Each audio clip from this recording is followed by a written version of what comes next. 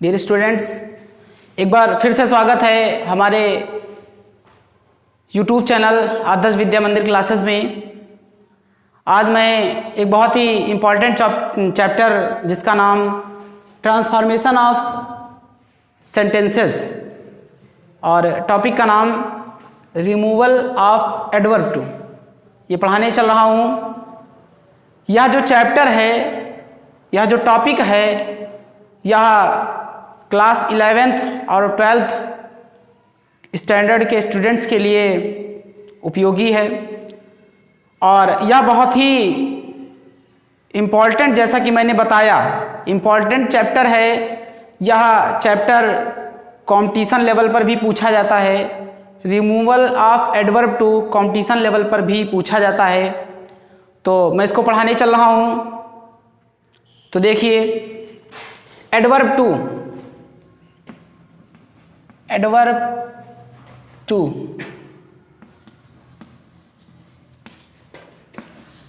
सबसे पहले हम जानेंगे कि एडवर्ब टू का अर्थ क्या होता है।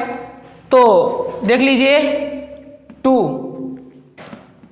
का जो अर्थ होता है वह एक जगह पर भी होता है और जो टू का दूसरी जगह अर्थ होता है और दूसरी जगह इसका अर्थ हद से ज़्यादा होता है, हद से ज़्यादा। इट मीन्स बियॉन्ड द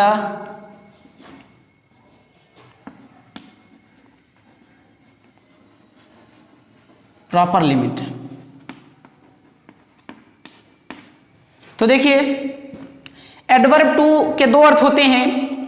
एक जगह पर एडवर्ब टू का अर्थ भी होता है और दूसरी जगह पर एडवर्ब टू एडवर्ब टू का अर्थ हद से ज़्यादा होता है, बियॉन्ड द प्रॉपर लिमिट, सीमा से बाहर, सीमा से अधिक होता है, हद से ज़्यादा होता है, जैसा कि मैंने बताया। तो देखिए, एग्जाम्पल की सहायता से मैं बताने का प्रयास कर रहा हूँ कि कहाँ पर एडवर्ब टू का अर्थ भी होता है और कहाँ पर एडवर्ब टू का अर्थ हद से ज़्यादा होता है। तो मैं एक चीज़ बता दे रहा हूँ, यदि एडवर्ब टू किसी पॉजिटिव डिग्री ऑफ एडजेक्टिव से पहले लिखा गया है, यदि एडवर्ब टू किसी positive degree of adjective, it means adjective की पॉजिटिव डिग्री से पहले लिखा गया है, तो वहाँ पर एडवर्ब टू का अर्थ हद से ज़्यादा होगा, beyond the proper limit, beyond the proper limit, हद से ज़्यादा होगा। और यही एडवर्ब टू यदि सेंटेंस में किसी भी पार्ट्स ऑफ स्पीच, वो चाहे नाउन हो, चाहे प्रोनाउन हो, चाहे वर्ब हो, किसी भी पार्ट्स ऑफ स्पीच के बाद अगर लिखा हुआ है तो वहाँ पर इसका अर्थ भी होता है। तो देखिए, एग्जाम्पल की सहायता से मैं बता रहा हूँ। ये एक सेंटेंस लिखा है, ही वॉज टू क्लेवर, और एक दूसरा सेंटेंस लिखा है, ही वॉज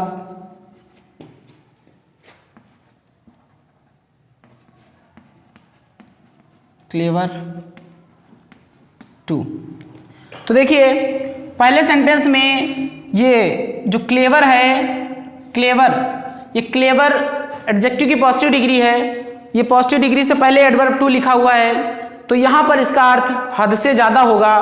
तो इसका अर्थ हो जाएगा, वह हद से ज़्यादा चालाक था, ही वॉज टू क्लेवर, वह हद से ज़्यादा चालाक था। दूसरे सेंटेंस में लिखा है, ही वॉज क्लेवर टू।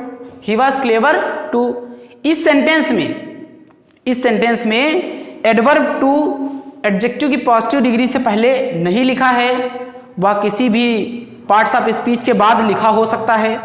यहाँ पर एडजेक्टिव की पॉजिटिव डिग्री से पहले नहीं लिखा है, इसलिए यहाँ पर इस एडवर्ब टू का अर्थ भी होगा। तो यहाँ पर इसका अर्थ हो जाएगा, वह चालाक भी था, तो इस प्रकार इसके अर्थ में और इसके अर्थ में डिफरेंस है। यही एडवर्ब टू के अर्थ में डिफरेंस होता है, अंतर होता है, इसकी मीनिंग में अंतर होता है। यदि एडवर्ब टू किसी पॉजिटिव डिग्री ऑफ एडजेक्टिव की किसी पॉजिटिव डिग्री से पहले लिखा हुआ है तो उसका अर्थ हद से ज़्यादा होता है, और यदि एडवर्ब टू किसी पार्ट्स ऑफ स्पीच, वो चाहे नाउन हो प्रोनाउन हो, उसके बाद लिखा है तो उसका अर्थ वहाँ पर भी होगा, ये हद से ज़्यादा नहीं होगा, वहाँ पर अर्थ इसका भी होगा। यदि पॉजिटिव डिग्री ऑफ एडजेक्टिव से पहले लिखा है तो वहाँ पर इसका अर्थ हद से ज़्यादा होगा।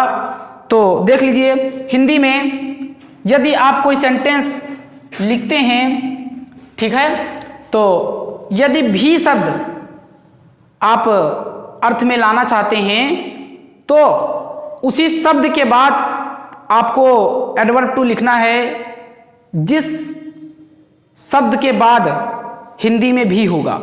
एग्जाम्पल की सहायता से आपको समझ में आएगा। देखिए, जैसे लिखा है मैंने भी खाना खाया। तो देखिए, ये सेंटेंस पास्ट इंडेफिनिट टेंस का है। तो मैंने भी खाना खाया, आई, यहाँ पर आई लिखेंगे मैंने के लिए। यहाँ पर देखिए मैंने के तुरंत बाद भी आया हुआ है, तो ये मैंने के तुरंत बाद भी आया हुआ है, इसलिए हम आई के तुरंत बाद इसको टू को लिख देंगे। तो मेरा मतलब यही है कि हिंदी में भी जिस शब्द के बाद आएगा, इंग्लिश में उसी वर्ड के तुरंत बाद एडवर्ब टू लिखा जाएगा, जैसा कि यहाँ आपको देखने को मिल रहा है। तो मैंने भी खाना खाया, आई टू एट फूड। ये ईट की सेकंड फॉर्म है, पास्ट इंडेफिनिट टेंस का वाक्य है, इसलिए सेकंड फॉर्म यूज की गई है। तो आई टू एट फूड। एक दूसरा एग्जाम्पल देखिए, मैंने तुमको भी आमंत्रित किया। तो देखिए आई, यहां पर मैंने के लिए आई लिखेंगे। यहां पर देखिए तुमको के बाद भी आया हुआ है, तो तुमको का मतलब हुआ यू के बाद आपको एडवर्ब टू लिखना है। तो देखिए आई, यहां पर देखिए ये भी सेंटेंस पास्ट इंडेफिनिट टेंस का है। तो आई इनवाइटेड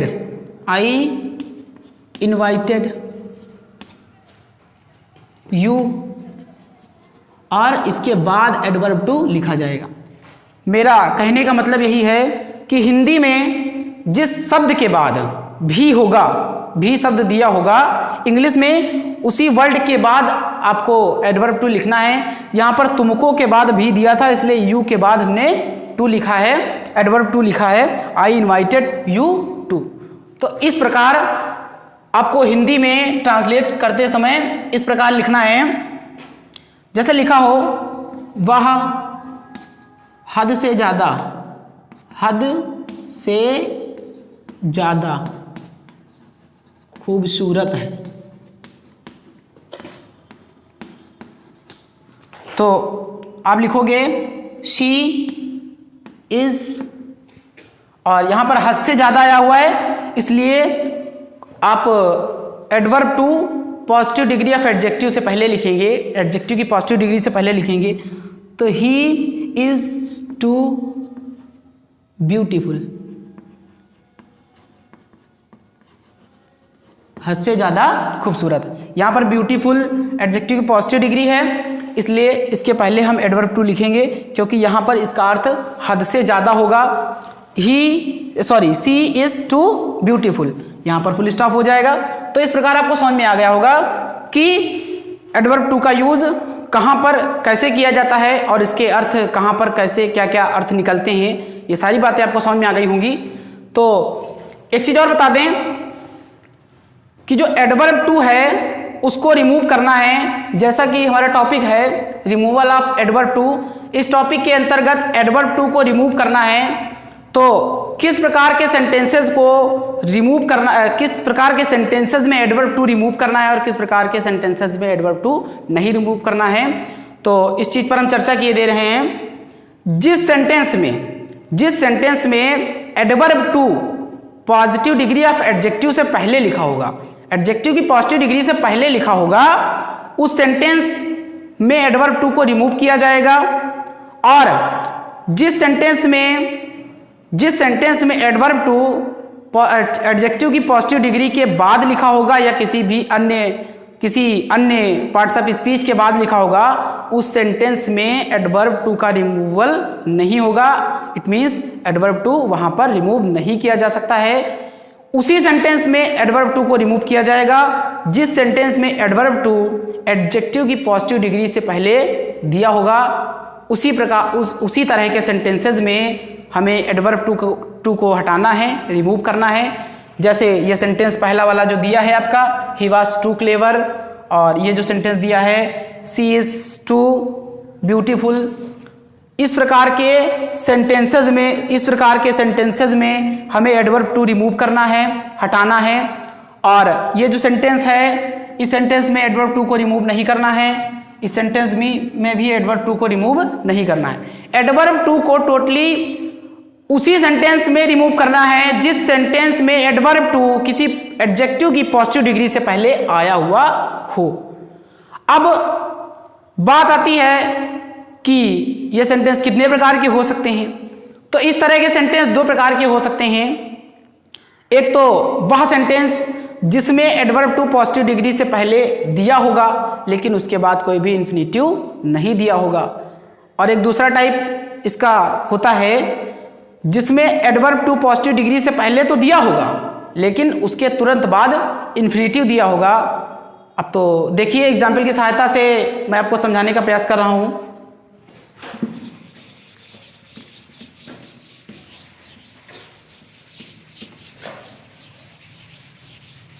ये मैं एग्जाम्पल लिख रहा हूं।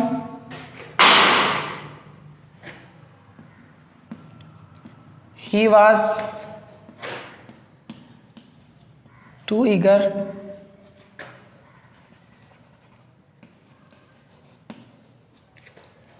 for his result। तो देखिए एक सेंटेंस ये लिखा है, दूसरा सेंटेंस लिखा है an old man was too weak to walk properly। तो देखिए एक सेंटेंस ये लिखा है, एक सेंटेंस ये लिखा है। फर्क क्या है दोनों सेंटेंसेस में, डिफरेंस क्या है वो मैं मेंशन कर रहा हूं।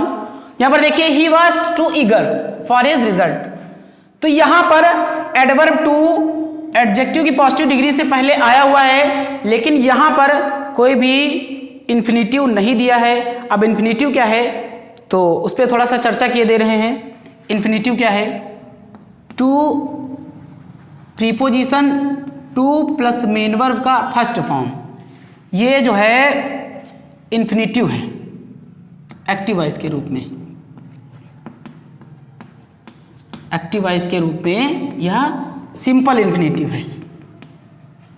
इन्फिनेटिव भी दो प्रकार का होता है, एक तो सिंपल इन्फिनेटिव होता है, दूसरा परफेक्ट इन्फिनेटिव होता है। तो यहाँ पर आपको सिंपल इन्फिनेटिव समझना है। तो टू प्लस मेन वर्ब का first form, to plus main verb का फर्स्ट फॉर्म या सिंपल इन्फिनेटिव एक्टिव वॉइस के रूप में होता है। और देखिए to be plus main verb का थर्ड फॉर्म, यह सिंपल इन्फिनेटिव पैसिव वॉइस के रूप में होता है। तो यह बात आपको समझ में आ गई होगी। Simple infinitive to plus main verb का फर्स्ट फॉर्म एक्टिव वॉइस के रूप में होता है और to be plus main verb का थर्ड फॉर्म पैसिव वॉइस के रूप में होता है। जैसा कि आपको यहां पर देखने को मिल रहा है टू प्लस मेन वर्ब की फर्स्ट फॉर्म। एग्जाम्पल समझ लीजिए, ये लिखा है टू प्लस मेन वर्ब का फर्स्ट फॉर्म टू सी, ये सिंपल इन्फिनेटिव एक्टिव वॉइस के रूप में लिखा हुआ है और इसी को हम पैसिव वॉइस के रूप में लिख रहे हैं टू बी सीन। टू के साथ टू बी के साथ मेन वर्ब का थर्ड फॉर्म, यह सिंपल इन्फिनेटिव पैसिव वॉइस के रूप में लिखा है। तो आपको समझ में आ गया होगा कि इन्फिनेटिव क्या है। तो यहां पर इस सेंटेंस में टू वॉक यहां पर इन्फिनेटिव है, सिंपल इन्फिनेटिव है एक्टिव फॉर्म में, एक्टिव वॉइस में। तो फिर से देख लीजिए यहां पर the positive degree of adjective is eager, before eager adverb to is given, after that there is no infinitive.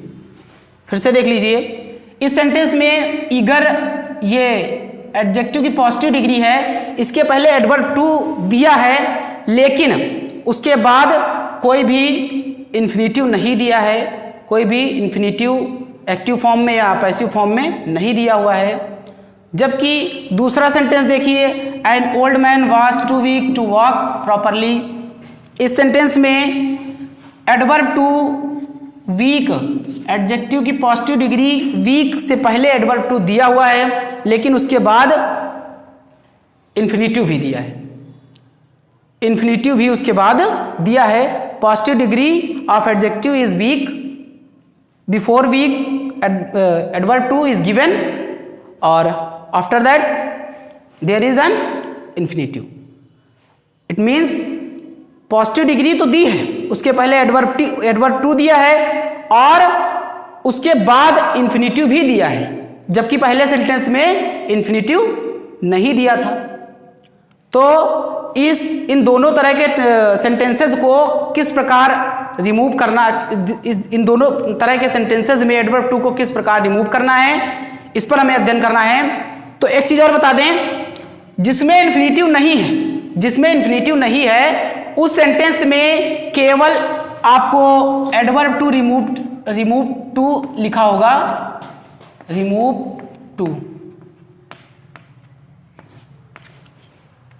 जिस सेंटेंस में इन्फिनेटिव नहीं है उस सेंटेंस में एडवर्ब टू को केवल रिमूव करना है, लेकिन जिस सेंटेंस में इन्फिनेटिव भी दिया है, इन्फिनेटिव भी दिया है, उस सेंटेंस में रिमूव टू भी होगा, कॉम्प्लेक्स सेंटेंस भी बनेगा, जो आप सिंथेसिस के अंतर्गत पढ़ोगे, कॉम्प्लेक्स सेंटेंस भी बनेगा, और साथ ही साथ यह सेंटेंस निगेटिव भी बन जाएगा।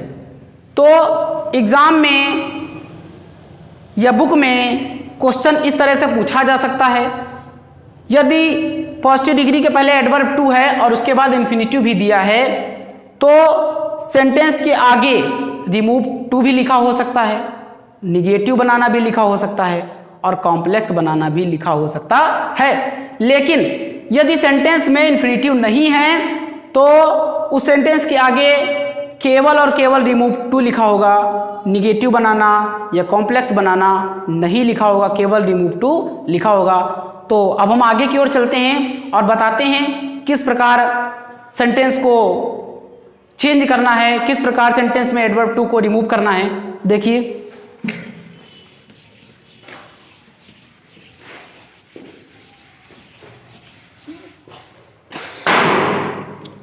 ये एडवर्ब टू जो है इसको रिमूव करके इसके स्थान पर आपको लिखना है एक्सट्रीमली, आर ओवर। ये आपको लिखना है ऑन द प्लेस ऑफ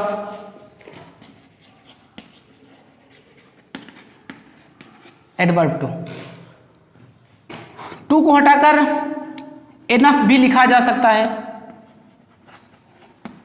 लेकिन एनफ जब आप लिखेंगे तो टू के स्थान पर नहीं लिखेंगे, इसको लिखेंगे एडजेक्टिव की पॉजिटिव डिग्री के तुरंत बाद। तो इसको लिख सकते हैं after positive degree of adjective.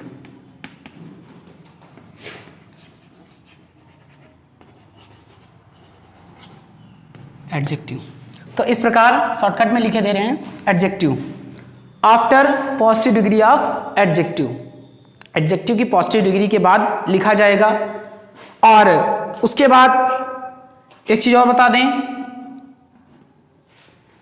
यहां पर टू को हटाकर एक्सट्रीमली अथवा और लिख सकते हैं, एक्सट्रीमली लिख सकते हैं और भी लिख सकते हैं, लेकिन कहां पर? On the place of adverb to.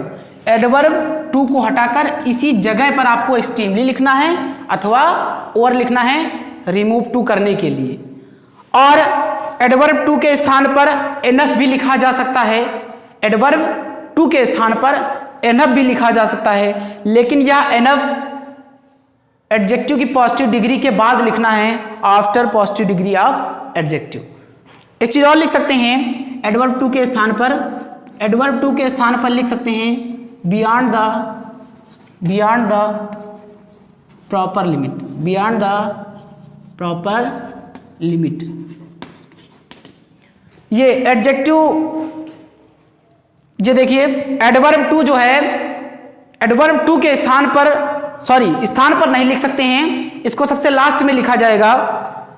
Beyond the proper limit, beyond the proper limit भी लिख सकते हैं, लेकिन ये बियॉन्ड द प्रॉपर लिमिट ये सेंटेंस के लास्ट में, अंत में लिखा जाएगा, उसके स्थान पर नहीं लिखा जाएगा, ये सेंटेंस के लास्ट में लिखा जाएगा। तो देख लीजिए एग्जाम्पल की सहायता से, इसी सेंटेंस को हम रिमूव टू कर रहे हैं। तो नीचे देख लीजिए, ये देखिए ही वाज, यहां पर जहां पर टू लिखा है एडवर्ब टू, इसकी जगह पर हम लिखेंगे सो, और उसके बाद आप लिखेंगे यहां पर सो नहीं लिखेंगे क्योंकि इसमें कोई इन्फिनिटिव नहीं है। एडवर्ब टू की जगह हम एक्सट्रीमली लिखेंगे, एक्सट्रीमली ओवर कुछ भी लिख सकते हैं, extremely eager for his result.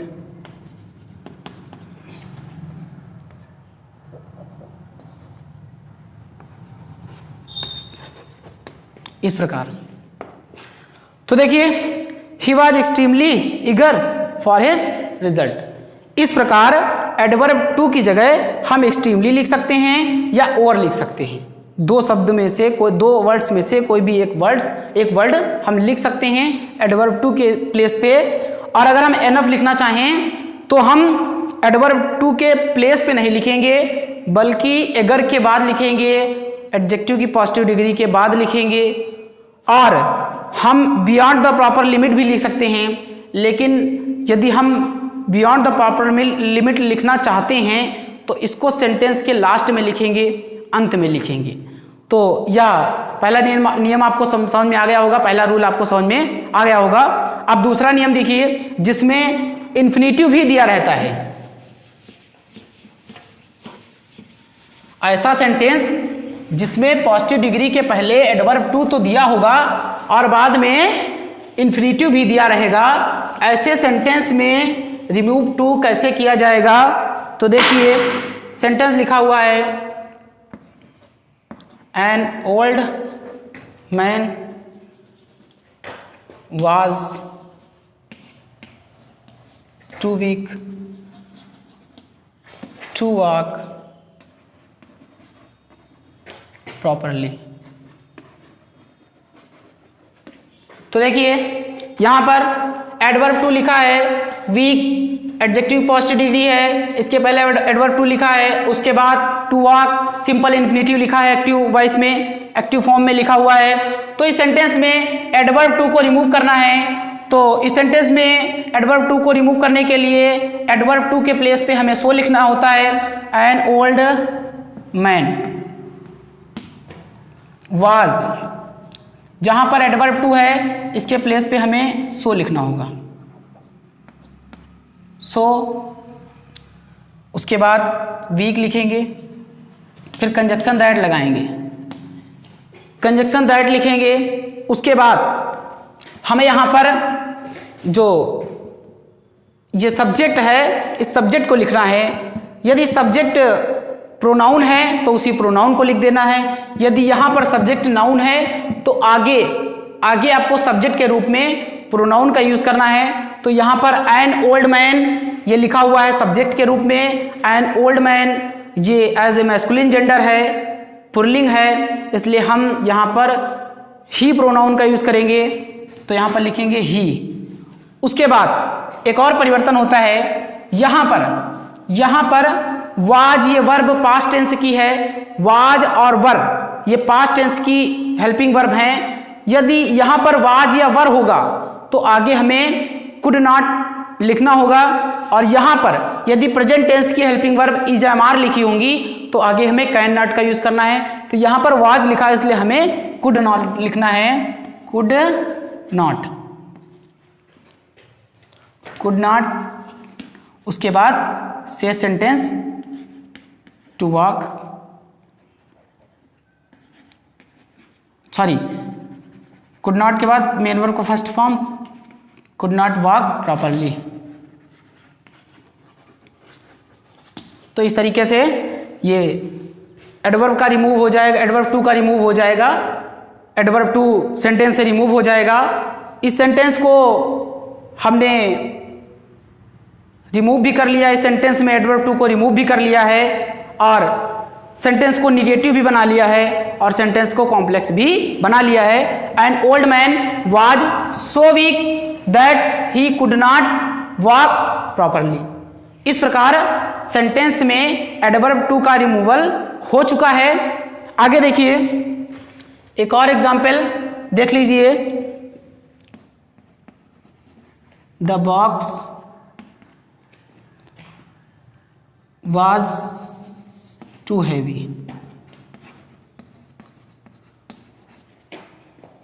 to lift। देखिए इस सेंटेंस में भी एडवर्ब टू दिया हुआ है, इस सेंटेंस में भी एडवर्ब टू को हटाना है। तो देख लीजिए यहां पर इसका जो सब्जेक्ट है द बॉक्स है और नियम यह होता है कि यदि सेंटेंस का सब्जेक्ट कोई निर्जीव हो, नॉन लिविंग हो, निर्जीव हो, सजीव ना होकर निर्जीव हो, नॉन लिविंग हो, तो उस सेंटेंस में एडवर्ब टू को रिमूव किया जाता है। लेकिन आगे जो सब्जेक्ट बनता है वह इसी सब्जेक्ट के अनुसार आगे का सब्जेक्ट बनता है और वहां पर सब्जेक्ट के रूप में इट लिखा जाता है, इट। तो देखिए द बॉक्स वाज, यहां पर लिख देंगे सो हैवी, उसके बाद सो हैवी, उसके बाद दैट कंजक्शन लगा लेंगे। और यहां पर जब भी कर्ता ये सब्जेक्ट निर्जीव होगा, नॉन लिविंग होगा, तो यहां पर इट लिखेंगे, इट लिखेंगे। और जो इन्फिनिटिव होगा, सिंपल इन्फिनिटिव होगा एक्टिव वॉइस में, वह पैसिव वॉइस में लिखा जाएगा। एक्टिव वॉइस में जो सिंपल इन्फिनिटिव होगा वह पैसिव वॉइस में लिखा जाएगा। तो यहां पर इट लिख लेंगे और यहां पर वाज हेल्पिंग वर्ब आई हुई है। हमने पहले बताया कि वाज और वर हेल्पिंग वर्ब अगर दी है तो आगे कुड नॉट लिखना है, और अगर इधर आगे की वर्ब इज एम आर दी है तो कैन नॉट लिखना है। तो यहां पर लिखेंगे इट कुड नॉट। अब इसे हमें पैसिव फॉर्म में लिखना है, ये एक्टिव वॉइस में लिखा हुआ है इन्फिनिटिव, इसे पैसिव वॉइस में लिखना है, कुड नॉट बी लिफ्टेड। इस प्रकार इस सेंटेंस में एडवर्ब टू का रिमूव हो चुका है। मैंने बताया कि जब भी इसका जो सब्जेक्ट है नॉन लिविंग हो तो उसके लिए कर्ता हमें इट लिखना है, और वाज वर दिया है तो कुड नॉट लिखना है, इज एम आर दिया है तो कैन नॉट लिखना है। और जो ये इन्फिनिटिव होगा एक्टिव वॉइस में, इसे पैसिव वॉइस में लिखना है। अगर कर्ता नॉन लिविंग है तो आगे का जो इन्फिनिटिव होगा वो चाहे एक्टिव वॉइस में हो तब भी पैसिव वॉइस में लिखना है, और अगर पैसिव वॉइस में दिया हुआ है तब भी पैसिव वॉइस में लिखना है। तो कुल मिलाकर पैसिव वॉइस में लिखना है। तो एक सेंटेंस और देख लीजिए, उसमें थोड़ा सा डिफरेंस होता है, उस एक्सेप्शन को भी हम क्लियर करे दे रहे हैं। सेंटेंस देखिए, this lesson is too hard for me to learn। तो देखिए दिस लेसन ये इसका सब्जेक्ट है, उसके बाद इज हेल्पिंग वर्ब है, टू एडवर्ब है, और ये देखिए हार्ड एडजेक्टिव की पॉजिटिव डिग्री है, उसके बाद फॉर में लिखा है, और टू प्लस मेन वर्ब का फर्स्ट फॉर्म है सिंपल इन्फिनिटिव एक्टिव वॉइस में लिखा हुआ है। इस सेंटेंस में एडवर्ब टू का रिमूव कैसे किया जाएगा? तो दिस लेसन इज, टू की जगह लिखेंगे सो हार्ड। उसके बाद हमें कंजक्शन लगाना है दैट। उसके बाद अब जो सब्जेक्ट हमारा बनेगा, वो फॉर मी लिखा हुआ है, इसलिए मी का जो सब्जेक्टिव केस होगा यहां पर या आई सब्जेक्ट बन जाएगा। यहां पर फॉर के साथ जो प्रोनाउन का ऑब्जेक्टिव केस लिखा होगा उसका सब्जेक्टिव केस यहां पर लिखना है। प्रोनाउन का जो ऑब्जेक्टिव केस लिखा होगा उसका सब्जेक्टिव केस यहां पर लिखना है। यदि कोई नाउन दिया है तो वह नाउन लिखा जाएगा सब्जेक्ट के रूप में, आगे सेंटेंस उसी प्रकार ऐड किया जाएगा। इज के अकॉर्डिंग यहां पर हो जाएगा can not, I can not. उसके बाद यहां पर देखिए हो जाएगा लर्न, और अब यहां पर ऑब्जेक्ट लिखना है तो इस सब्जेक्ट के अनुसार लिखना है। यह सब्जेक्ट जो है नॉन लिविंग है और यह सिंगुलर नंबर में है, इसलिए हमें यहां लिखना है इट। यहां पर ये लर्न दिख नहीं रहा होगा, इधर लिखे दे रहे हैं लर्न इट, इस प्रकार इट लिख देना है। यदि यहां पर जो करता है या प्लूरल नंबर में हो तो आप लास्ट में ऑब्जेक्ट देम लिखेंगे, और यहां पर अगर कर्ता जो दिया है, जो सब्जेक्ट दिया है वह अगर सिंगुलर नंबर में है तो वहां पर लास्ट में ऑब्जेक्ट इट लिखा जाएगा।